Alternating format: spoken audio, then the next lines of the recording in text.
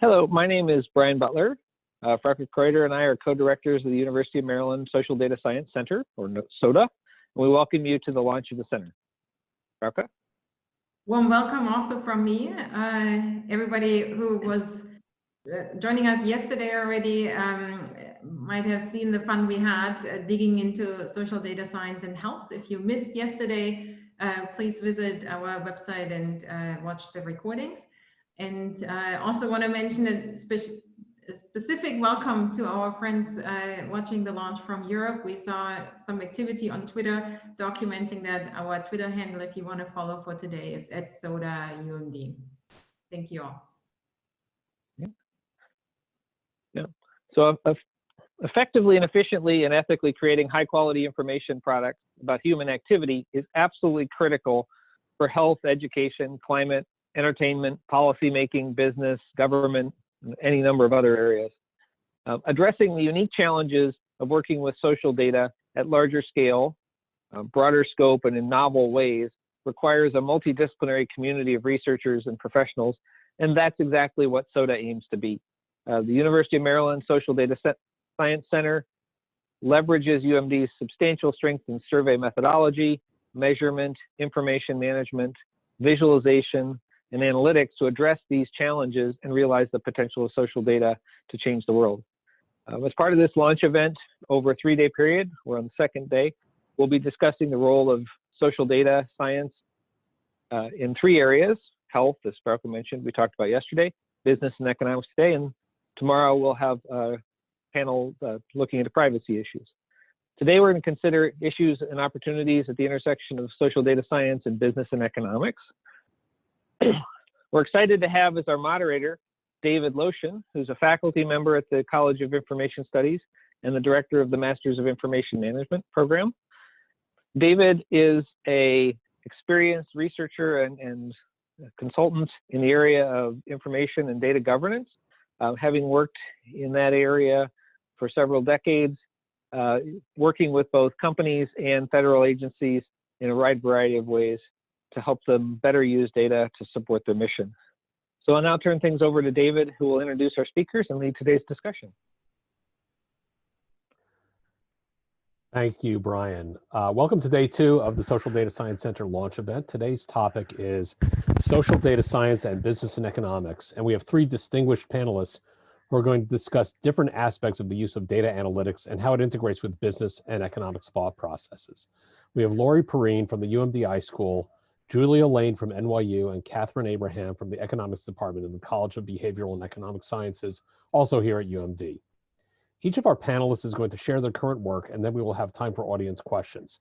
I want to point out that there's a Q&A button at the bottom of the screen where you can type in your question, and please indicate whether your question is for a specific panelist or for all the panelists. We're going to start with Lori Perrine. Lori Perrine is a former technology policy advisor in the Clinton administration and has led a number of international technology alliances.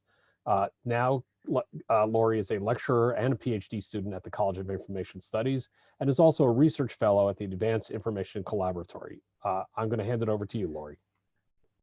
Thank you very much, David. And thank you to everyone who's joining us here today. I'm going to take us today through a brief overview of what we can anticipate as potential data-enabled opportunities to create and to incorporate social value, social change, and sustainability into the frameworks that we use to develop, implement, and evaluate technology policy. And so let's actually talk a little bit about what technology policy is. Let's understand here what we typically address when we're talking about technology policy. While this to-do list is US-centric, it's actually quite comparable to what one would find in a technology policy agenda for any high-tech, innovation-driven economy. And what you'll notice is that technology policy includes elements that address people, infrastructures that are both technical and non-technical, and core technologies that allow scientific discoveries to be transformed into value, both economic and social value. When we think about models of policymaking, we should understand that those models are very much theoretical representations. Ideally, when we're making policy, we have a process that is evidence-based, has input and engagement from key stakeholders, including the public, and allows us to evaluate the extent to which we've accomplished our policy goals. As we all know, the actual process is considerably more messy, more complex, more dynamic, and subject to political agendas of all stripes. When we talk about technology policy, we add another layer of complexity and dynamism that brings a very particular character to that set of policy making and policy decisions. While these ideas of complexity, novelty, agility, globalization, the pervasiveness of technology are not necessarily new or unique to policymaking, they certainly do shape the extent to which we can transform discovery into value. Now, this is sort of the typical picture you'll see in any situation where people are going to say, you know, big data is going to totally transform what we're doing. And yes, big data has the possibility of totally transforming the policy cycle, in particular, the policy cycle for tech policy. And in what ways, how can we expect that transformation to occur? Well, what you see here are just some examples, and those examples help us to see that we've got emerging possibilities, first of all, for actually articulating what value is in new contexts, to identify value and opportunities for value creation for many actors of innovation to participate in value creation and to capture that value in a way that benefits broader segments of society. So if we take a moment to look at a slightly different conceptual model for how we do evidence-based informed policy, looking at the idea that there's an agenda setting process, policy formation itself, using the evidence that comes into the system, the actual implementation of the policy, and then looking at our policy outcomes. Let's take that framework and look at where we might enhance it by incorporating some of these data-enabled dimensions, with a particular focus on the idea that we've got opportunities to capture value and create value that are now dynamic, open, multifaceted, and adaptive. So if we look at the evidence element of our policy making, we see that we've got new opportunities here to collect information, to qualify from whom that information is coming in, and also, of course, because we're talking about data and data analytics, how we analyze that. And that's information and that's evidence that we're collecting, not just for agenda setting, but for formulating the policy itself. Here we see the possibility of new actors, new analysis, new data coming in to shape that agenda, coming in to give us a new set of options as we look at the policies that we set forth. The engagement that is possible now allows us to reach beyond the traditional communities of technologists and the traditional sphere of business to really look at the communities that are impacted by technology, the communities that co-create technology, and to look at the ecosystem in which technology occurs, the natural ecosystem, as well as the business and the social ecosystems. It also gives us an opportunity to begin being explicit about whose motivations, whose norms, and whose values we include in our public policies and towards what goals or whose goals we are attempting to optimize in these situations. When we look at the evaluation process, of course, that's a place where we typically see low-hanging fruit with the inclusion of new data analytic processes, but also with the possibility of getting in, once again, new information. But even more, we're able to perhaps identify what innovation means in a much broader context, to be able to look at social and civic innovations that aren't necessarily captured in the old system, to look at process innovations and to look at impacts beyond what is immediately visible, to look at secondary impacts and tangibles, and of course to look at what is the impact on society, on environment as well.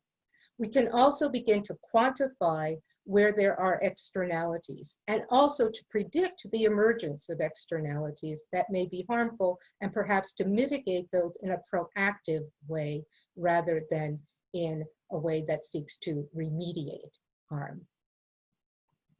And finally, we're able to address a time dimension here where there is the opportunity for us to be more agile, more innovative, more adaptive in the way that we make policy, but in the way that policy can respond to challenges as well. So I have to add here a caveat, a reality check. When we think about the ways that we can incorporate these technologies into the policy cycle, what we have to remember is that many of these technologies that we're looking at the moment, the ways that we incorporate social data, the ways that we're using AI and machine learning, all of those things are technologies that haven't quite gotten through to their maturity. And so what we're going to want to bring in to the process is a certain idea that even as we incorporate technologies, we realize that we're going to have to be mindful of a certain adaptiveness as technologies evolve and as technologies fall away and new technologies emerge. So what we're going to need to do at this point is to really think about defining where those opportunities are and figure out how we can operationalize and manage those. And then look at where are the gaps now between where the technologies are in their own technology development cycle and where those tools and methods are and what we need. And then also look at some of the people dimensions about how we build capacity in order to take advantage of those opportunities. And so with that, I'm going to conclude my presentation. I look forward to your questions, and I'll turn the session back over to David. Thank you. Thank you, Laurie. And just a reminder, if you have questions, there's a Q&A button at the bottom of the screen where you can type in your question, and please indicate if you want to direct that question towards one of our panelists. Our second panelist today is Julia Lane. Julia is a professor at the NYU Wagner Graduate School of Public Service and is a senior advisor in the Office of Federal CIO at the White House, supporting the implementation of the federal data strategy. Julia co-founded the Coleridge Initiative, whose goal is to use data to transform the way governments access and use data for social good through training programs, research projects, and a secure data facility.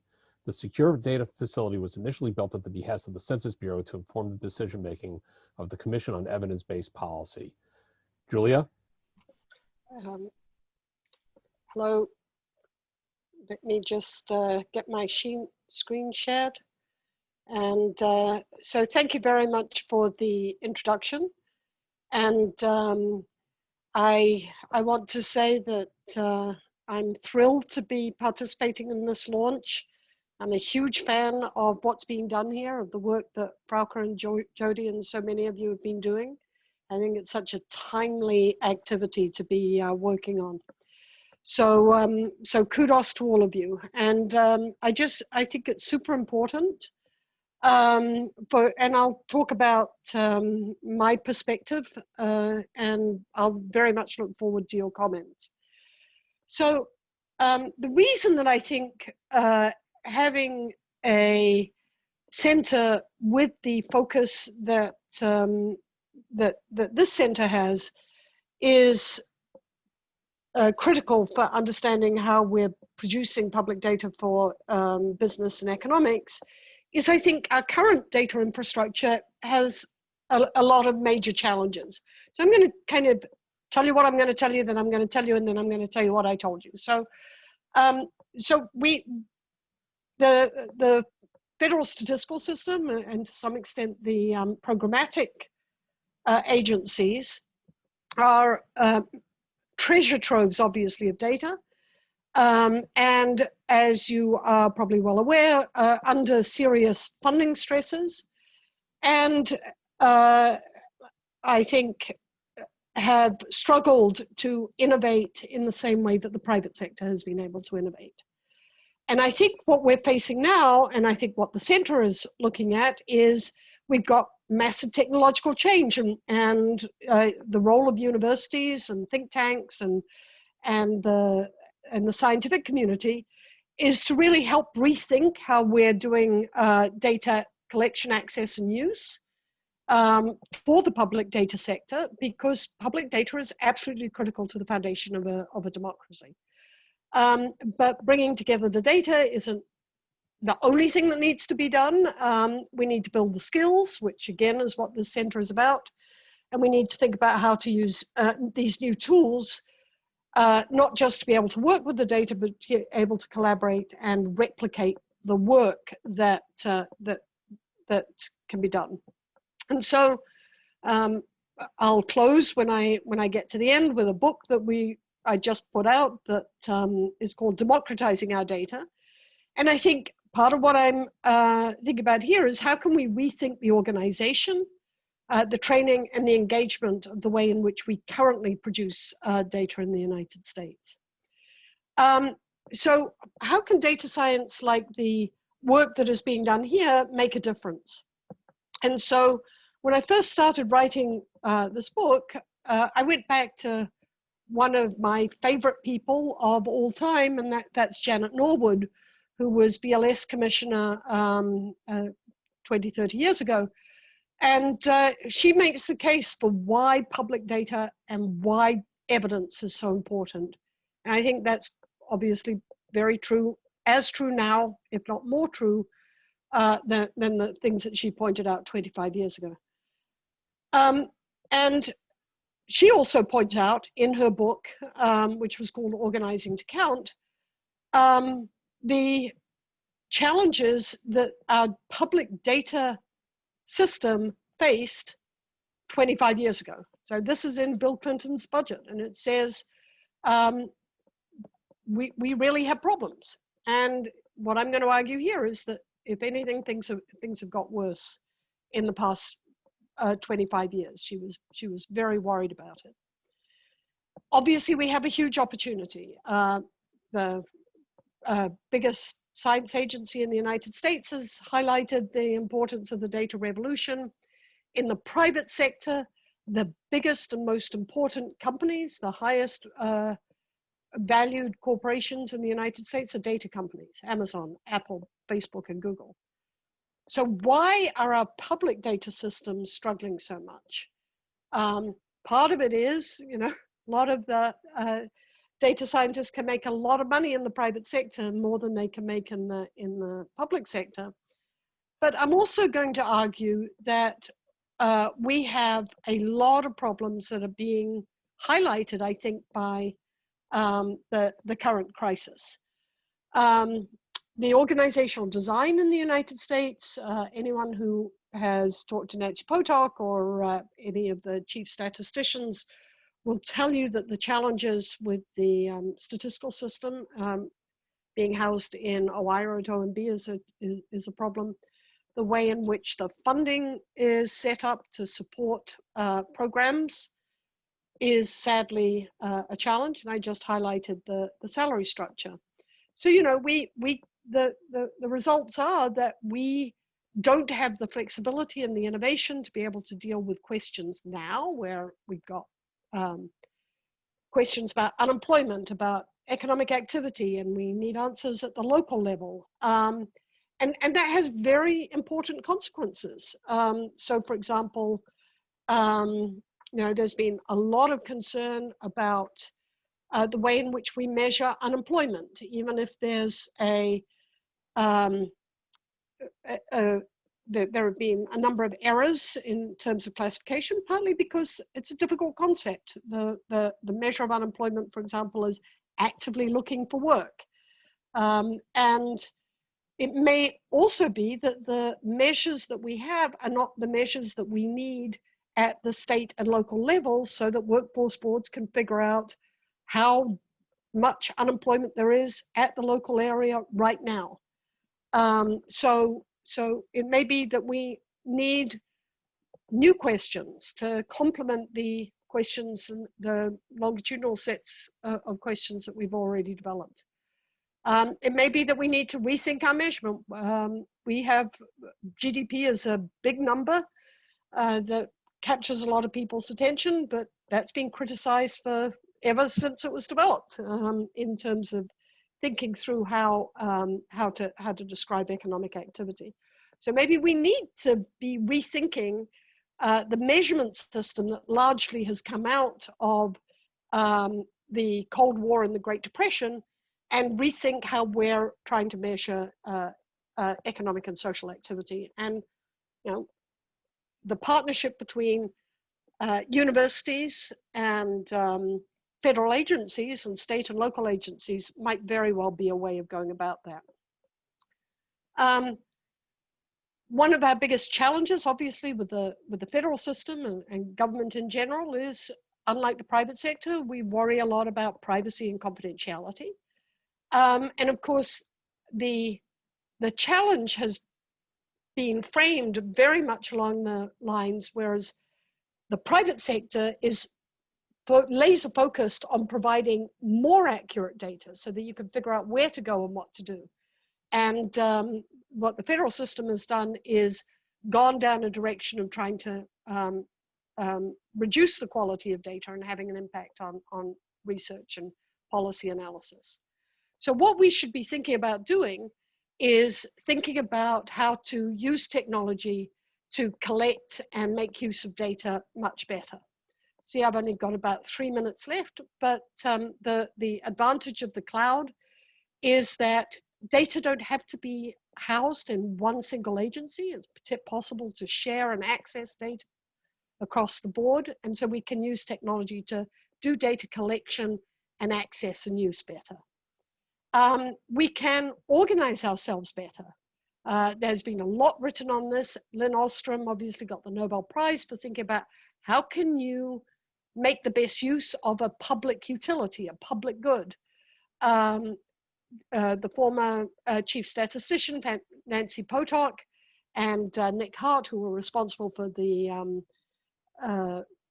who was responsible largely for the Evidence Act, had proposed FFRDCs, federally funded research data centers, as a quasi-government organization from which to work. How can we democratize data? Frauke and I and Jody have spent a lot of time building applied data analytics classes. Putting data in the same place is necessary, but not sufficient. You have to build the capacity for people to do that. Very inspired by the Ag Extension Program in the United States, which grew out of similar problems. You had farmers who had questions, just like now we have government agencies that have questions, and the bringing together of universities and the constituencies, in this case, government agencies that have questions, is very analogous to what happened in the late 19th century. And so we need to be engaging. And I think, again, the universities can help a lot with this. We need to re-engage with states. We've been doing that, obviously, at the College Initiative that Frauke has been involved with, and Jody.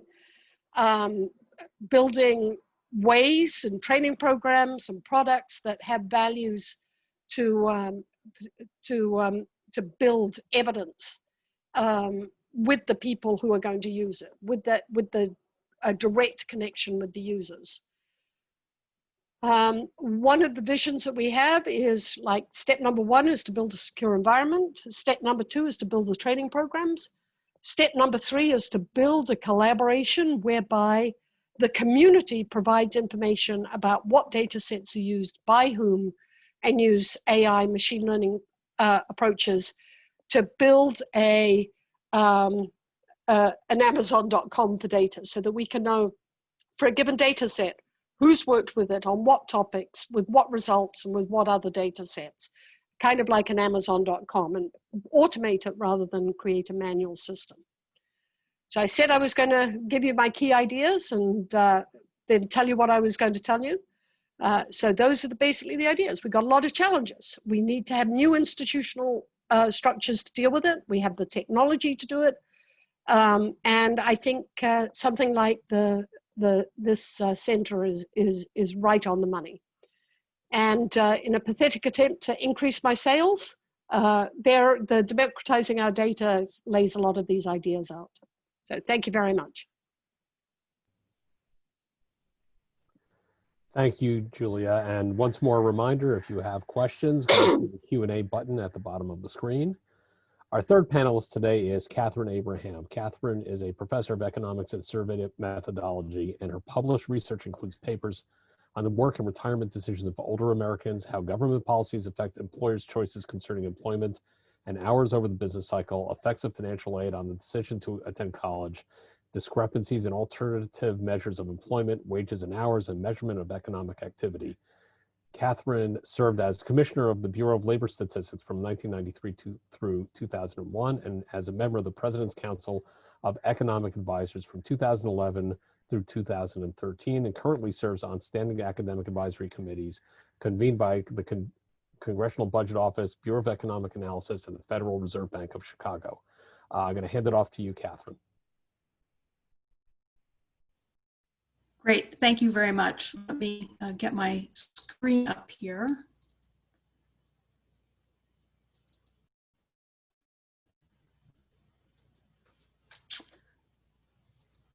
So I also very much appreciate the opportunity to part of this panel. My remarks will overlap to some extent with Julia's, though I think we also have a different perspective on some of the issues associated with the production of information for economic decision making. I do start at the same place that Julia does, which is the existing model of data production in use at the Census Bureau. And I actually am going to turn my camera off if I can, because my internet connection is a little unstable. The existing model of production at the Federal Economic Statistics Agencies clearly is under threat. Julia alluded to this. It's harder and harder to obtain survey responses from households and businesses. The statistical agency budgets are squeezed. The thing that I'm going to focus on is that the surveys that we have don't produce data of the desired frequency or the desired level of detail. From my perspective, where this leads me is that I think it's extremely important that the statistical agencies find a way to use administrative and private sector big data to complement the survey and census data that are currently underlie published economic statistics. I guess the place where I would take a little bit of an issue with Julia's perspective, or disagree with her to some extent, comes with identifying where the problem is. I don't think the problem is that we're measuring the wrong thing. I think to the extent that we get data out of the current population survey on unemployment, it's generally of very high quality. I don't think there's a problem with producing GDP. It's a useful measure. It's not the only thing we care about. So I don't see the problem as lying primarily with the existing measures. Rather, I see the problem as lying with existing data not being available at the desired frequency. They don't come out quickly enough. They're not produced frequently enough, and they don't provide the desired level of detail. And thinking about this from the Federal Statistical Agency's perspective, that's where I would focus. This has really come to a head during the pandemic. People have wanted information sooner. They've wanted more detailed information. And in response, there has been a blossoming, an explosion of research oriented towards producing more timely and more granular data. People are using payroll processing records, credit card data, checking account data, all in an effort to better understand what's going on now at the local level than we can learn from the official statistics. Just to give you a flavor of some of this work, and this, I should say, this is not my work. I've put the references to the papers that I'm drawing from here. One of the things that people have been very interested in during the pandemic is exactly what it is that's happened to employment and who it is that's been affected. There's a very interesting set of papers by a group of researchers at the Federal Reserve Board who've been using data from a payroll processing firm, ADP, to look at this and related questions. One of the things they've learned is that the impact of the pandemic on employment has differed a great deal across the income distribution, with the jobs of high income people being relatively little affected and the jobs of low income people being greatly affected. There have also been some differences with women being more affected than men, which is not what you normally see in a recession. There have also been questions about what's happening to the demand for products and services. This is something else that people have been looking at, again, trying to differentiate between those at the top of the income distribution and those at the bottom of the income distribution. This is a chart taken from Opportunity Insights, which has been looking at credit card and debit card data. What they find is that over the course of the pandemic, people at the bottom of the income distribution have not actually reduced their spending all that much, but people at the top of the income distribution, who I just showed you, aren't really being so affected in terms of loss of jobs and so on, have cut their spending a lot. That's a little surprising, but it makes sense when you start to zero in on where the reduction in spending has been occurring. It's been occurring in hotels and food. It's been occurring in transportation. That includes the airlines. It's been occurring in in-person services. And I think the message that you take away from this is that the reduction in spending and the resulting economy has not been a result of people didn't have money to spend. It's been a result of people can't spend money on the things that they would have liked to be spending money on. So that I'm showing you this just as an example of the way in which private sector big data can, I think, inform our understanding of what's going on in the economy. I thought I'd mention just briefly a project that I and a set of researchers in the Department of Economics at Maryland and the Maryland Transportation Institute in the College of Engineering have started working on. We're maybe pushing the envelope here, but we're trying to figure out whether we can use anonymized geolocation data to better understand employment dynamics at a granular level. The Maryland Transportation Institute has already set up an existing infrastructure that has fused information from multiple sources to track trips that people make on an anonymized basis. They have information on about 100 million trips a day in the United States. What we're trying to do in this new project is to use that information to better understand at a granular real-time level what's happening to employment. Our basic strategy is to develop algorithms that let us distinguish work trips from other types of trips. We're calibrating those numbers to official statistics in the baseline period. We're using separate data on business locations to assign those work trips to industries. And then we will be monitoring changes in employment as implied by the TRIPS data over time. And in principle, if this works, we should estimates at the county level. Obviously, there's a lot of challenges to overcome in getting to that point. We can talk about that more if we have time, but just thinking about the kinds of questions we might be able to answer, we should be able to look at whether people who have lost jobs in especially hard-hit industries are taking jobs in other sectors. We can look at whether those are stopgap jobs or more permanent jobs. We can look at whether businesses that are closing down are being replaced by startups in the same area. We can look at whether people are changing geographic location, moving to other areas, and get some insights into what it is that's driving them. This is motivated, as I said, by the pandemic, but I think this data infrastructure will have a lot of continuing value even after the pandemic has passed. So I've talked about some private sector, some academic efforts that have been carried out during the pandemic period. But I think the goal is not just to be engaging in research and in experimentation and generating all of these different estimates. I think part of the goal is to incorporate these new approaches into official statistics to get to a point where official statistics can be more timely and be more. There are a lot of challenges to doing this, and others have alluded to some of these, but let me just recap. There's a set of technical challenges. These data are not necessarily well designed for statistical purposes. New methodologies are needed to analyze them and turn them into statistics. There's a lot of issues associated with the arrangements for acquiring the data that are necessary. There's issues of cost, there's issues of continuity of access.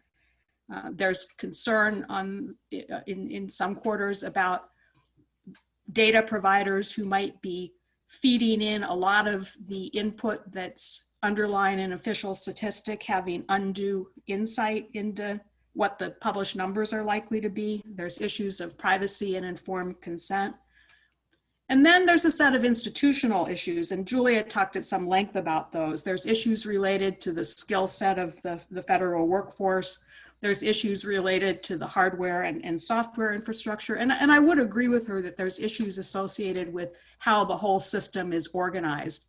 It's not really currently organized in the best possible way to push forward on incorporating these new methods into the production of official statistics.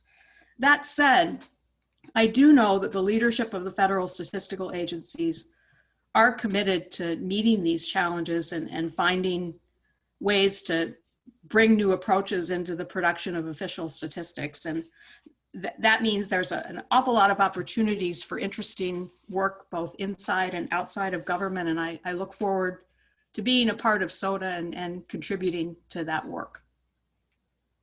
So those are my thoughts.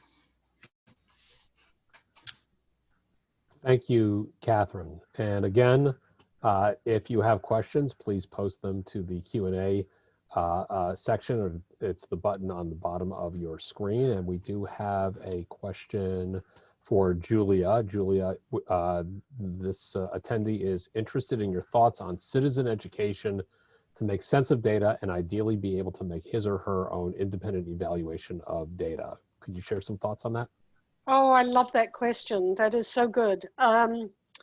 Yeah, so I think that goes very much to the point here, is that I think we're seeing a sea change, that to some extent, rather than having a high priesthood determine what is valuable to the consumer, which is, is it accurate enough? Is it this or that? That we need to make the data available more to the community. In other words, maybe we care about timeliness, where we can act immediately to get resources to people who are unemployed now at the local level. Maybe we care about providing very detailed data on subgroups. And so we want different ways of providing data that have access. Maybe we want to understand the mechanisms whereby data are provided. So in order to do that, that engagement of the community is really important. And I think the training component is critical. And again, that's where things like SOTA can be important. I agree, obviously, with Catherine's points that we really want high quality data, but the point is that the federal agencies have been recognizing these are problems for 25 years, and they really haven't moved, right? So they keep getting stuck. I don't agree with that, but let's. Well, yeah, I I'll know. let you finish. I'm gonna push hard.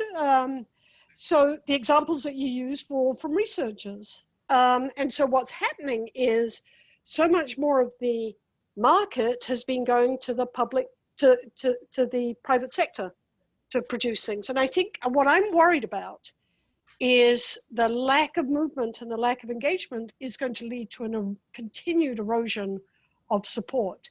So one of the things that was so interesting about Janet Norwood's book when I went back and read it is the whole reason that we have the fragmented system. We have the Bureau of Labor Statistics, the Bureau of Transportation, Energy, and so on, is each one of those was intended to be closer to its community, its use community. And that was a terrific idea, right? So how can we create that close link with the community and use technology to do so? And I think that's really what's important here. So I hope that answers the question from the floor. Catherine, did you want to share any? Yeah, I did want to jump in. I mean, I think the world has changed, and one thing I do agree with you that is on, Julia, is that the current structure no longer makes sense. You know, the idea of having a separate Bureau of Labor Statistics, Census Bureau, Bureau of Economic Analysis, just really when we're, you know, trying to produce integrated statistics that are going to draw on the same sources of information and so on, it just doesn't make sense anymore. I think it was fine when what we were doing was surveys that could, you know, this is a survey about this, that's a survey about that. Having the agencies separate didn't really make that much difference. But at this point, it makes no sense at all. And we should have a single economic statistics agency in my view. But in terms of the role of the statistical agencies, I think you're right that there has been this explosion of activity in the private sector, people producing a whole variety of different types of information. But every time I talk to the people who are doing that, what they will say is that they're benchmarking that information back to the official statistics. And without the official statistics as the backbone to the whole structure, I think we'd be lost. Oh, So, I absolutely agree. I didn't disagree with that statement. I just said the data collect, we need to be much closer. We still have a really critical role for the federal statistical system to provide benchmarks, longitudinal consistency.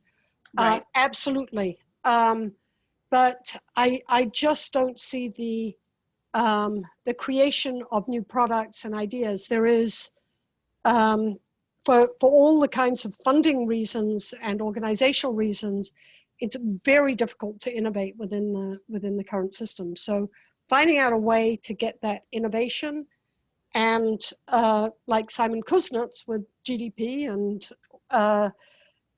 so many others, integrating the innovation from the universities and think tanks and using that to inspire the federal statistical system rather than expecting the federal system to solve all the problems. Yeah, I mean, maybe we're not disagreeing as much as I thought. I guess the point of disagreement is that I actually see more progress being made than it sounds like you do. I don't. Yeah. I just don't. And, you know, we can go into the weeds, but this is probably not the forum for going into the weeds. No. That gives me an opportunity. Both of you guys were talking a little bit about something that pivots back to what Lori was talking about in terms of policy, and there is a question for Lori, which is how would you suggest that big data be employed for predictive methods for evaluating scenarios of impacts and outcomes of proposed technology policies?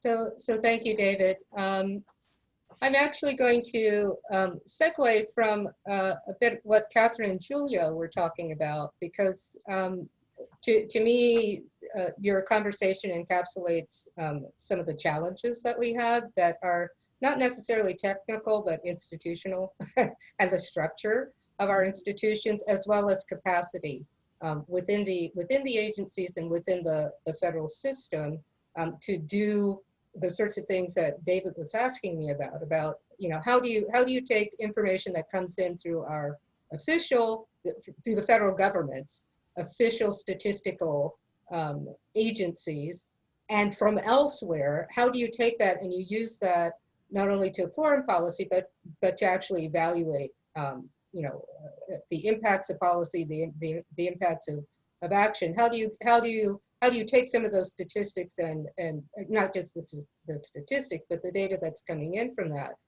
I think that the challenges, the opportunities, I believe it was Julia who spoke to, actually I think both Julia and Catherine spoke to the granularity of data that we're able to get to now. And private sector is making greater use of that from my observation than the public sector, but that's not to say the public sector isn't making use of that, but we've got more granular data. We've got the opportunity for more granular measures or indicators to be there, whether it's in terms of geography or sectors of the economy or different groups within the economy or various cuts of that, that we're able to track. We are technically have the capability of tracking that better. And because when we do that across jurisdictions, not just federal, but if we're able to work better in concert with state and local governments, then we're able to begin to look at possibly simulating impacts, because we've got the data to mine and to look at and to begin to really pull out what are some of the predictive elements that led us to first order, secondary order, second order impacts. All of that is wonderful in the ideal, but it all comes back to what I think what I'm pulling out of as a core essence of the conversation that Catherine and Julia were just having. It all comes back to a lot of the capacity and structure of the federal government to actually be able to take advantage of that opportunity.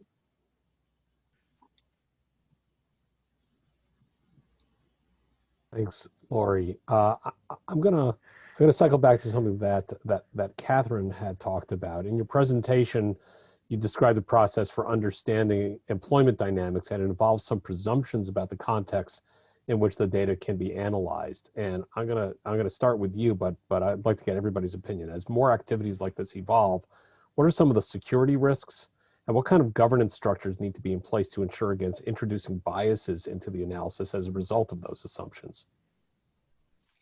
Yeah, I think this gets back to something Julia and I were talking about. If you think about all of these various sources of private data that people are exploiting to extract information from them, all of them have the property that they're not necessarily representative of the whole economy. So if you're looking at payroll processing data, it's the customers of that payroll processing firm, or if it's the credit card data, it's people who have credit cards with that set of banks or whatever. So you worry that if people start paying too much attention to data generated from that sort of sources, that it's going to be a biased representation of reality. So I think in my view of where we're headed, it should be a world in which we have a backbone of information that other statistics can be calibrated to based on periodic censuses, a few surveys that are conducted at intervals, and that we fill in with model-based statistics based on these other sources of information that may or may not be fully representative. And to the integrity of the statistical agencies in developing representative, unbiased statistics serving as the anchor for other information that's generated that tells us about things that those other, the federal data can't tell us about, seems like an important way to ensure that what we're getting is meaningful. I don't know if that answered your question exactly, but. I think it's a start, but I'd like to get everybody else's feedback as well. Maybe we'll go to Julia. Okay, so thank you, David. So I guess I would come at it from the other way, and I talk about this in the book, which is that where I think that we should, the way in which I think we should be thinking about this is not from a process point of view, but figuring out what are the questions that need to be answered, and working backwards. So when I was interested, as Catherine well knows, building linked employee data set in the United States, so we did this for the US, it combined large-scale administrative records from all 50 states and 6 federal agencies. And I also built one in New Zealand, the integrated data infrastructure. And so my original thought was, you know, wouldn't it be great to be able to combine all these data sets? And that turned out to be the wrong way of doing it. What I needed to start with is, what are the questions that people in the local areas were interested in answering? And John Thompson, who was director of the Census Bureau at the time, or deputy director, you know, trained me pretty well in saying, so what I figured out, I went to just about every state in the country and talked with the workforce boards and so on. And what it turned out they were interested in was measures of employment dynamics at the local level that were timely and, you know, answered a set of questions. So I learned how to say the so that, did the same thing in New Zealand. And out of that, what happened was, it kind of came from the questions. In order to get answers that were consistent and high quality, you had to have a common data model, and that's where the federal agencies come in. Developing a common data model, they were able to develop standard measures, but the questions came from, like, the farmers, the people who needed to answer questions in the fields, or in this case, state and local government agencies. So that's where I'm kind of heading. If you're interested in trying to figure out employment dynamics, ask first who wants to know the answer and why do they want to know it and where are the customers, and that's how you get the resources and the interest. And it was the same thing with Simon Kuznets when he developed GDP. They wanted to figure out how bad was the Great Recession or the Great Depression, and he was able to answer that question. So I think if we have a question-driven approach rather than how can we produce high-quality statistics approach, that's, I think, the mental flip that's needed. And it's very hard. I think you have to have both. Absolutely. I mean, Yeah. and I don't think that talking about the one in any way negates the importance of the other.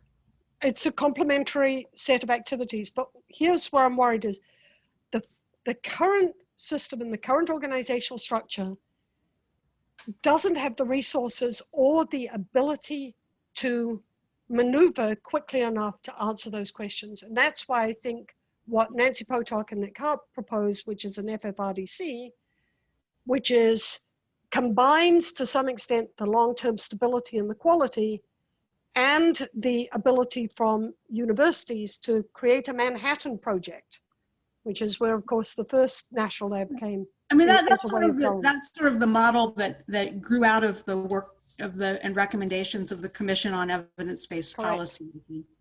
And I mean, again, it sort of sounds like you're saying the existing federal statistical structure is all screwed up. And I don't think that's quite right. I think, you know, what the FFRDC and the Commission on Evidence-Based Policy making recommendations were all about was finding better ways to use the data that existed to address the questions that people cared about. But you need to have the basic statistical infrastructure. Correct. I said that what we needed to do was rethink the organizational system, and that if the current statistical system does not try to change the way in which it's organized, it's going to lose ground to the private sector. And recognizing that there are institutional rigidities that prevent it from doing so, I think it's realistic. And so I think having things like the universities and rather than having universities be a carbuncle outside the statistical system, having an integration in the FFRDC approach is the way to do it. Yeah, I guess I saw the FFRDC as filling a different role than the statistical agencies, but I think what you guys have surfaced is that this is a topic that might even warrant its own full hour conversation. Since I also have a bunch of questions, but I'm going to try to sublimate those to one of the questions that was brought up by another one of the attendees for Lori. Is cybersecurity part of the policy making that is within the realm of what you were discussing earlier? Yes, yes, it is very much so, especially when you're when you're focusing on technology policy. I found myself so taken by if you will just allow me, I actually want to just make a brief comment about this whole idea of governance structures and the statistical agencies, and then I'll come back to the cybersecurity question.